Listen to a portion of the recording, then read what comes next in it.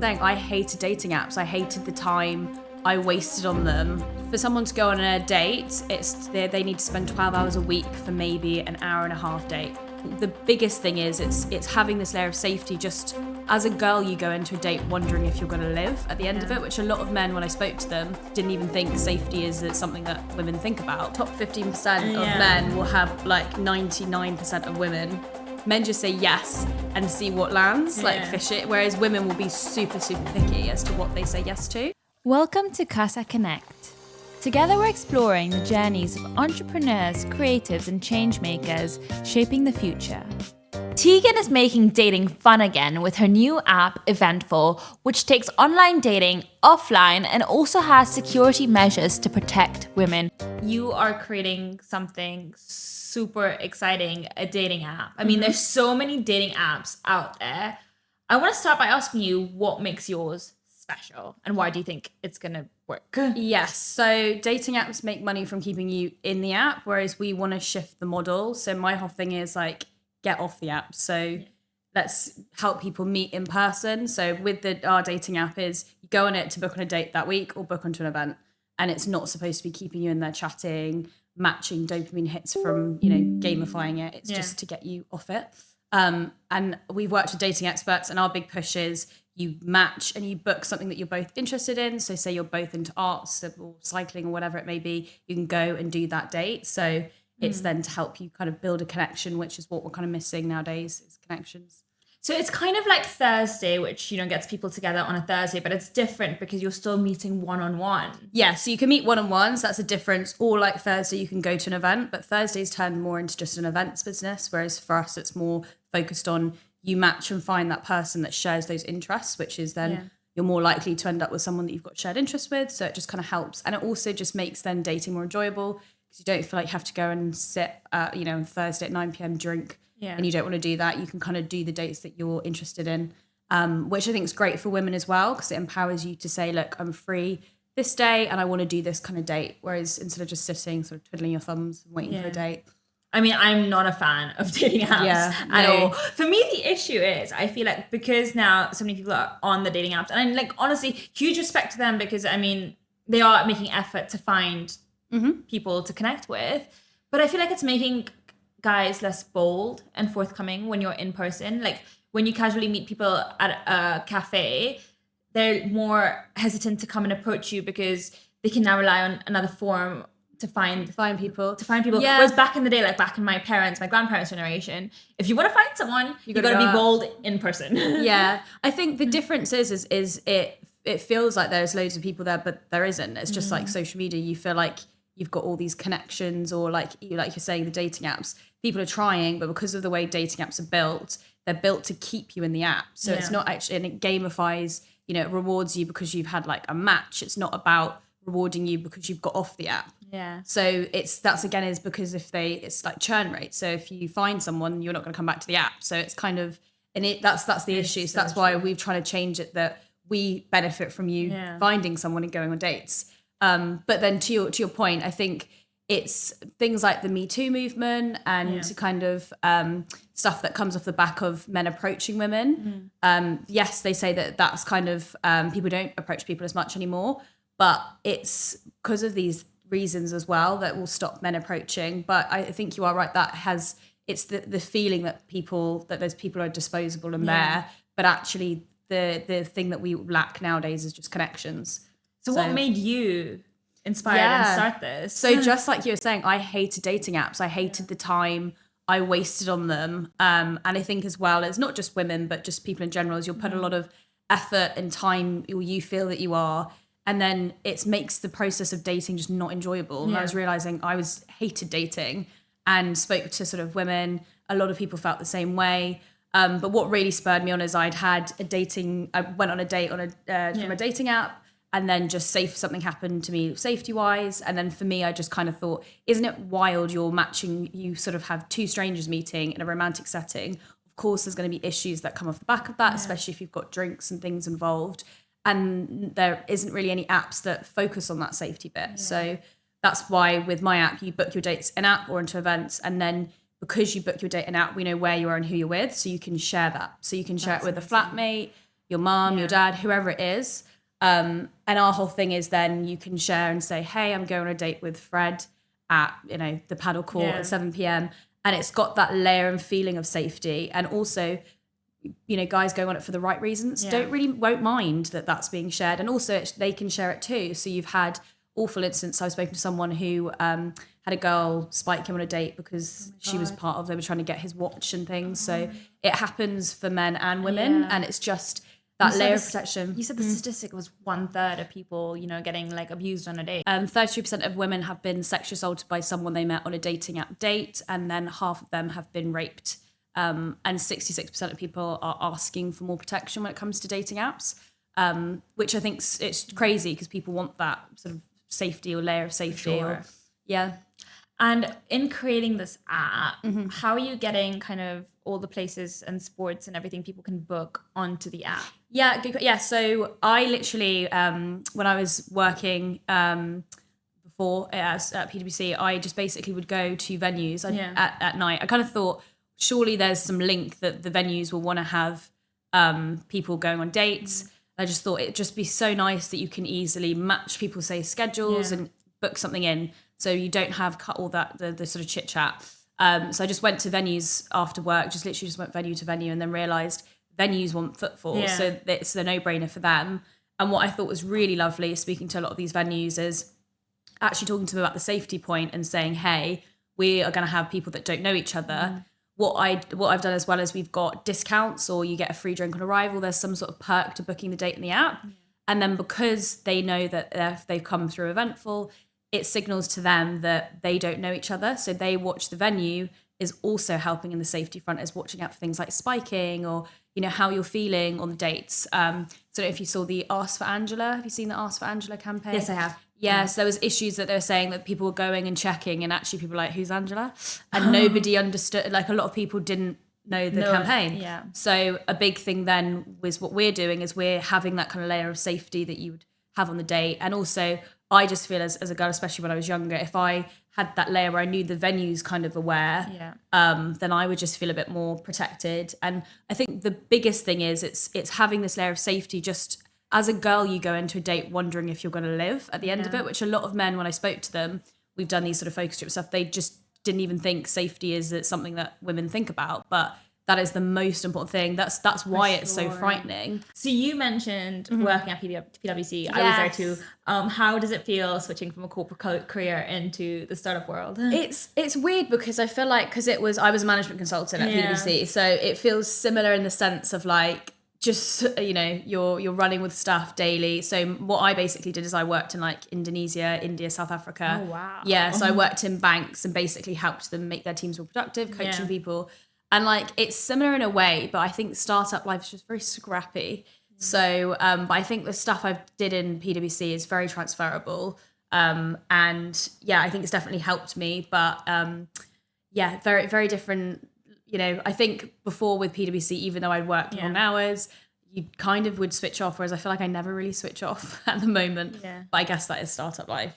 And are you a solo founder? Yeah, so solo founder, but I have a really great team with me. So and I think oh my god, learning curve. I just had no idea about apps and like what any of the language. What's been the biggest learning? Oh god, everything. So I think hindsight's a lovely thing, but how long, I had no idea how long apps take. So took ages building it, and I think I spent too long on that point. But at least I look back now and I was like, at the time I had no idea about all of this. So I think, it's interesting. And then I think also sitting back and pausing, I'm someone that just likes to like tick things off, drive, and then realizing if you actually step back, then actually work smart, not hard, I think is really important. Which I just kind of, I think, especially in the early days, just thought, just work, just put the effort in, it will be rewarded. But definitely a good learning is try and be a bit more strategic. And in terms of like actually using the app, what do people have to still swipe right to match with people, or do they match based on activities? Yeah, so good question. So we basically have it that it's not swiping. We've got one of our advisors was on the board members for safety at Bumble, and a big thing she was saying is swiping apps increase anxiety and depression. So that's why we wanted to make sure we didn't have it. Kind of like Hinge. I don't know if you've used Hinge. It's just kind of you can click heart or cross, that sort of thing. So ours is like that. But what it does is it shows, it matches you also an interest, but it will show and say like dates that you both like. So it might be like dates you both like, paddle, cycling. So then it shows you match on that and can say, oh, we both like cycling. Let's go and do a cycling date. So it's just kind of encourage you then to do stuff that you both like. And it might be that you both like fancy dinners at Zuma or wherever, and you can go and do that. But it just helps then off the bat, you're focusing more on the date than just, and you've essentially created this for yourself, right? To help basically, you find the love of your life as well. Exactly. Once I get a boyfriend, the app will be gone. My whole thing is you go on the app to go on a date or book on to something that week. So it's all about getting off and connecting in person as opposed to just like sat. Because it's 12, what I think the stat is, for someone to go on a date, they need to spend 12 hours a week for maybe an hour and a half date on these dating apps for it to convert. That's ridiculous. And that's so draining. I mean, I decided to give it a go before I shoot it down. So I downloaded one of the apps. Didn't last long. I just couldn't do it. I just felt like I was wasting my time. Just yes, no, because also you're basing everything off kind of looks, photos, and a couple of descriptions here and there.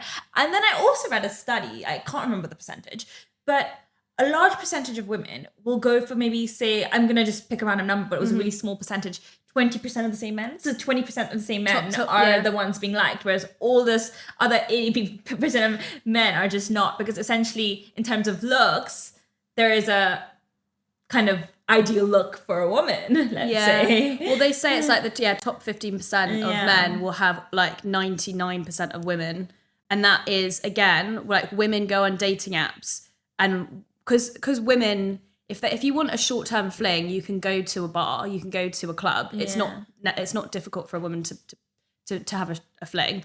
Whereas, so that's why if they go on dating apps, women are not always, but typically will be going on dating apps for longer-term relationships. So women are very picky. So men just swipe. The difference is, which I find fascinating, is men just say yes and see what lands, like fish it. Whereas women will be super, super picky as to what they say yes to. And I think that's good, but I think an important thing to realize is then the way that dating apps are set up is it's then you're focusing on looks, height. If he's not 6'5", blue eyes finance, then he's gone. And then just looking at jobs, and you're not really looking at person as a whole, which is quite sad. So that's why with our app, again, obviously it's difficult to really understand what a person's like from a profile, but matching someone, trying to get people to think about what are you both interested in, and also with it being easier to get off the app and safety wise, you have that layers of safety. As a female, you're more likely to then put yourself out and go, right, I want to go on a date every Thursday now, and it's easy for me too. I don't need to be spending 12 hours a week. So we're trying to help facilitate that, but also then encourage women and men, but it's not, it shouldn't be based on just on looks. Look at what you're both interested in, and also because you've gone and done something that you would want to do anyway, so you go and play paddle and it's not the one, in your head you've not really wasted your evening, whereas if you've gone out and gone for drinks and you're like, oh my god, the calories, that's such an issue for me, I've wasted my and looking at and reframing it that you shouldn't have so much, which a lot of women do, is we go into it expecting a lot, and once you put high expectations on something, on a person that doesn't owe you that, then you feel like you've had a rubbish day or date. So it's to reframe it as well and just think, right, go enjoy dating and like go and try new things. And if you happen to like the guy that you're with or whoever it might be, great. If not, you did something you enjoyed. So I do have a quick rapid fire. Okay, so I want to play red flag or green flag with you. So someone who takes 3 days to apply. Red flag. Okay, so asked to split the bill with you. It depends. I think it depends on who's asked who out on the date. But I think I'm just a bit old-fashioned in the sense if a guy asks you out on a date, or whoever asks you out on a date should, at least on the first thing, offer. But I think you should. And your dream location for a date? Ooh, dream location. I really like paddle at the moment, so I'd say paddle. I completely agree. In fact, I want to do a double date with my best friend with paddle because she's also equally obsessed. So that would be great. So have you had people test the app yet? Yes, yeah. So it's launched now. So yeah, we've had people, and then we've had quite a few events recently. And that was like, we did a paddle event that was super fun. We did it like coffee, and we did actually have a lot of feedback that if we did it later on and had like drinks in between as well, I was like, that might be quite fun. I don't know how, because I think earlier people are a bit more competitive. But yeah, I don't know how I'd be if I was drinking and playing paddle. Yeah. I think I'd be more competitive actually. What's been like the most surprising feedback you've received for the app? I say surprising. I mean, this is why I said up. Yeah. I think from having like speaking to women and having feedback on the, you know, that the safety feeling and how having that you can share it and how great that is. And also kind of like we've been talking about is that there's then less effort attached to it and just feeling that the less effort and just being able to book and do things that are different. I think that was good. Yeah, feedback. and you've also got a lot of media exposure. I mean, like the BBC filmed your event as well. Yeah, right? yeah. So we're on a documentary with BBC, and they're sort of interviewing like Tinder founders, different people like that, and they're basically talking about how about dating in general, how dating apps have transformed the way like we view dating. So think about it, dating is very much consumed with like you go on a dating app date. It's not really so it's how that's changed and how sadly, you know, dating apps have focused on profit over love. You've got things like there was a center, I think in India, where subscriptions were ending and people in India were pretending to be women and to get them to pay them for a next subscription.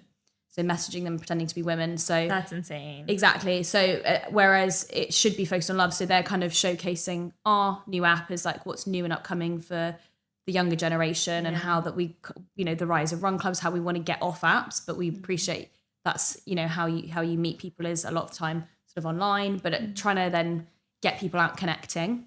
So that's kind of, the media exposure we've had, which is great. And what I've noticed, which I mean, I am very on the cusp of being a Gen Z, but I'm not a Gen Z, is the younger generation, even those at university. I mean, 30% of people at uni aren't drinking anymore at all. This is why we do matcha and coffee raves and they're popping Exactly. But this is the new wave and we associate dating with drinking a lot of the time. So the younger generation don't want that.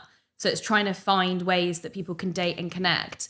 And also, you know, those that have been grown up through COVID and not in person, it's helping people socialize and connect in real life. I think part of the whole drinking and dating thing kind of came hand in hand because it is scary going on a date sometimes. So it's like the liquid confidence liquid courage. Liquid courage is needed. No, definitely. But I think also, which a lot of people don't realize, but doing activities, it takes away you're having to do something else. So it's less so focused on, you know, staring intently at someone that you don't know. And it's quite a lot. And I get a bigger adrenaline rush from playing a sport. Yes, exactly. But also it's you do, if you have one-on-one dates like that, where you're sat across having dinners or even drinks, it's draining. Like it is mentally draining. So it's if you do activities or do other stuff, it's less pressure and force. So that's also why it's beneficial. Yeah. Although I would say you need like a mix of types of dates. I say this because I used to only be like, I want to do like a sports date, like go play tennis or go piano.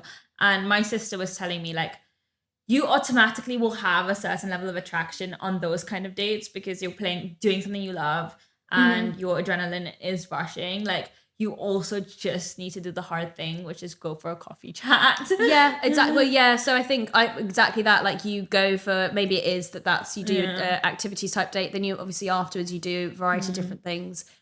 Coffee or like dinners are good, but I think my personal view is dinners are just quite intense early on if you don't know someone. It's a commitment for a first date. Yeah, and I think what's also really important is like realizing how you feel dating. So it's like, what zaps your energy. So if it is actually that you can do more tennis type dates, I mean, really sadly, dating at the end of the day is a numbers game. Like to find a partner, it's a numbers game. So if you can do more, you have to kiss as many frogs to find a prince. Exactly. Right? So if you can, if for your being able to physically go on these dates, if you can do 4 tennis dates, but actually doing 1 drinks date that's enough for the month of dating. Maybe then do more of the tennis dates to see what works for you. And also what I quite like is you can pretend, like you can put this version of you across when you have your one-on-one dinner dates. But when you're playing tennis and you're competitive, it's just like jokes and it's things, if you think More about it, lighthearted. yeah, or like the team, but if you think about it at work, you do team bonding exercises and that's to bond you. It's the same as you should be doing in dating. You need to be doing stuff to bond and actually find out who someone is, not the fake exterior that they make out. What's been the hardest thing for you in building this? Because I know the entrepreneurial journey it's not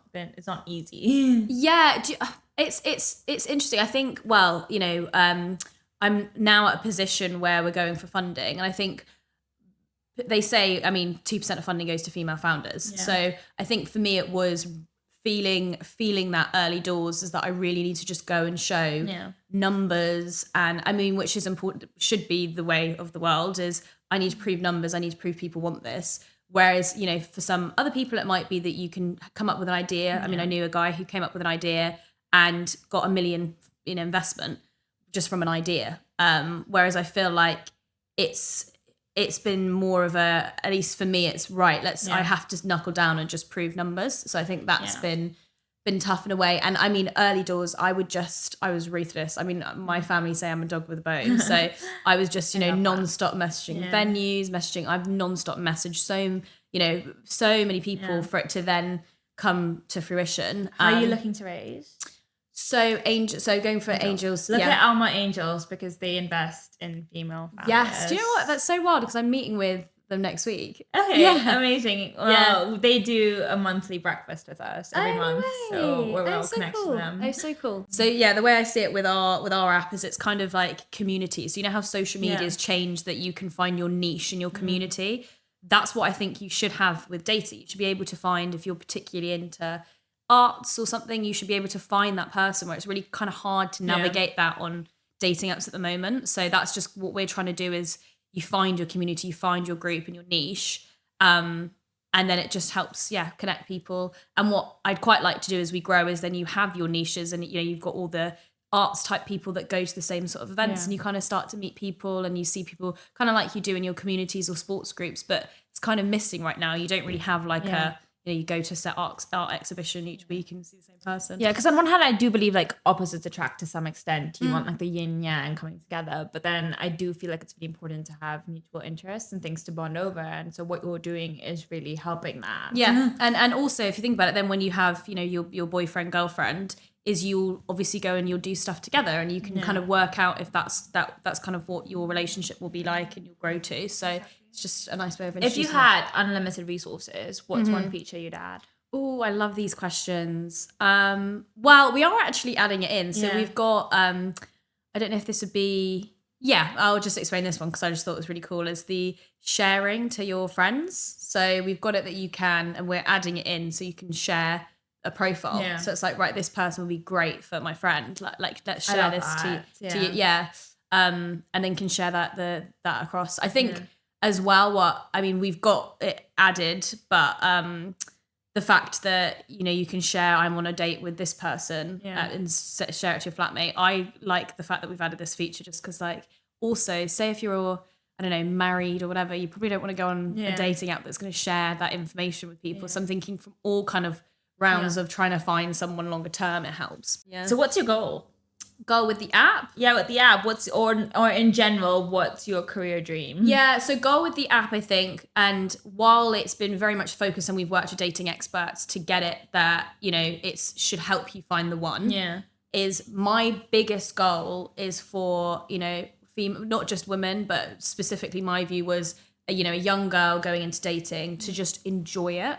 And to not feel the fear that, you know, a lot of women have going into dates, and to try new things and experiences, and just to get feedback from people that they're having fun in dating. Like, you don't have to wait to have a boyfriend, girlfriend to have all these really cool, fun dates. You can do it now. Yeah. And you should be able to. There's so many cool things in London that I've only like now realised, and my friends love it because they're like, oh my God, we've got all these events and stuff we can go to because of you. Yeah. And it's like, you know, some, you know, painting classes, like wine and cheese, like immersive experiences. There's all this stuff. So true. Or like if things like, I don't know, laser tag, for example. Yeah. I did that for my birthday once. I absolutely loved it, but it was such a pain to organise. And being able to book on and do things like that easily. Yeah, dating really shouldn't be a chore. It should be fun, like you said, and people are treating it like a chore, which is so sad. It is so sad. And it's like, if you're young, just moved to London, Yeah. it should be really fun to go out and go on dates and find the one that if anything, you make a new friend and you have a good experience. Exactly. And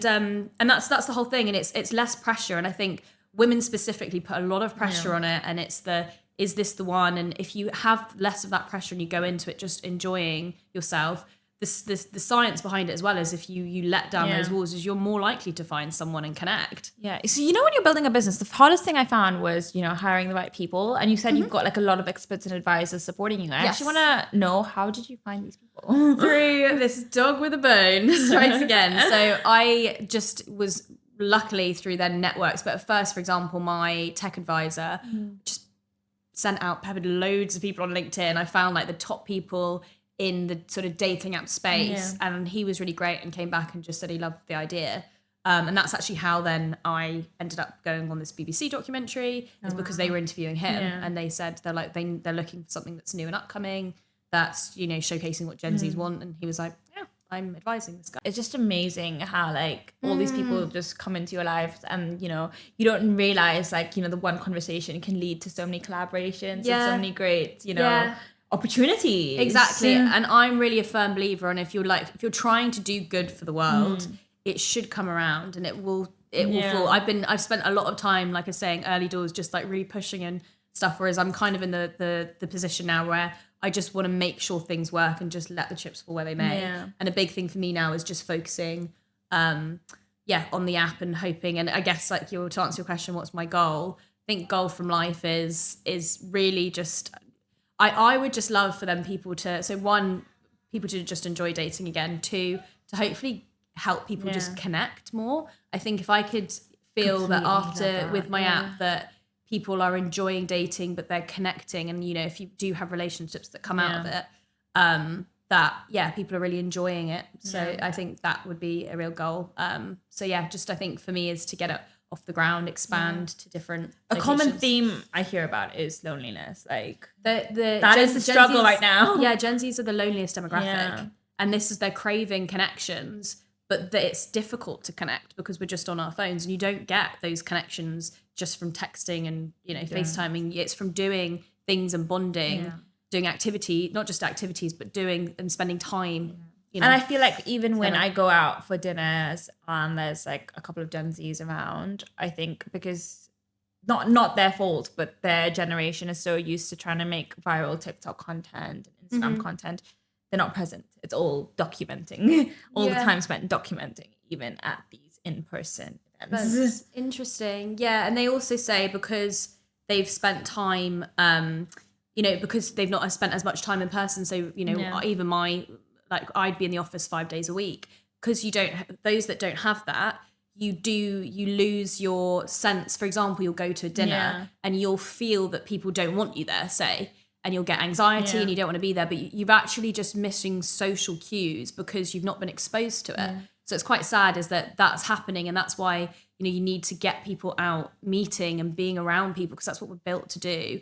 And that's why it's hard. And that's why also people are finding dating difficult, because it's scary enough to go and meet a stranger, but if you're not around people and you're working from home 5 days a week, it's terrifying. So that's why you need ways that they can get out and connect. And especially after the COVID wave, I think a lot of people found it really hard to integrate again into society, and they just kind of isolated themselves. Yeah, exactly. And I'm just a big believer just anyway from all the research and stuff. I think we're on the same page, because the one thing that kind of I'm driven to do is promote connection, and my way of doing it is through all the in-person events at Kasa, and now Kasa Connect. So Kasa Connect is truly all about connection. So how can we're so in sync. I love it. But how can all the audience and listeners kind of connect with you, and what's something that you'd want from them to support you?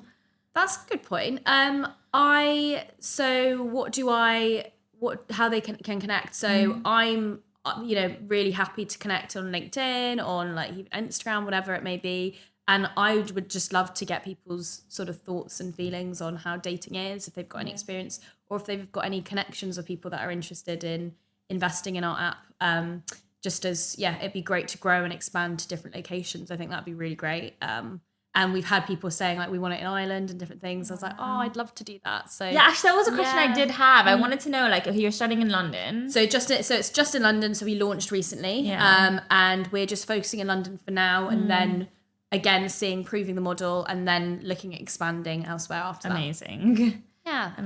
And then what I want for people, if they've got any intros or just feedback as well in terms of dating and anything that they'd like. I think a big thing for me is adding events and stuff that people actually want. So it'd be good to know what people kind of want to do. Another thing unique to the podcast is we're filming in a cafe. So what's your go-to drink on a coffee break? I love an iced oat latte. That's my favorite. I have gone on the matcha trend. Matcha, yeah. Love it. But iced oat latte. Yeah, I'm still a coffee girly as well. And last but not least, we want to leave our listeners with some food for thought. What's a piece of advice that you've received that you regret not taking?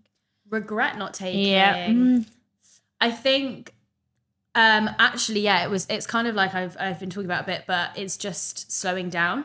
I think it's so difficult when you're trying to like build something, and we're in a world of fast pace. Is actually sometimes slowing down can be beneficial. And I noticed when I've slowed down, some of the best things have happened to my business. So I'm like, maybe I should sit down and put my feet up more. But I think it's also just slowing down, listening to your body. I think what's really interesting is the whole, when you have pain, it's your body telling you that this isn't okay. So I think if you are feeling burnt out and different things, you've got to listen to it and see yourself. I'm very much like, right, let's go, short-term focus. You've got to think of everything longer term, and then you'll feel less sort of push and pressure, and you're pushing things and that, I completely agree. And to the point of slowing down, they say, like, studies and research shows that, your most creative mind and ideas come when you're relaxed. Exactly. And I think especially if you want to be strategic,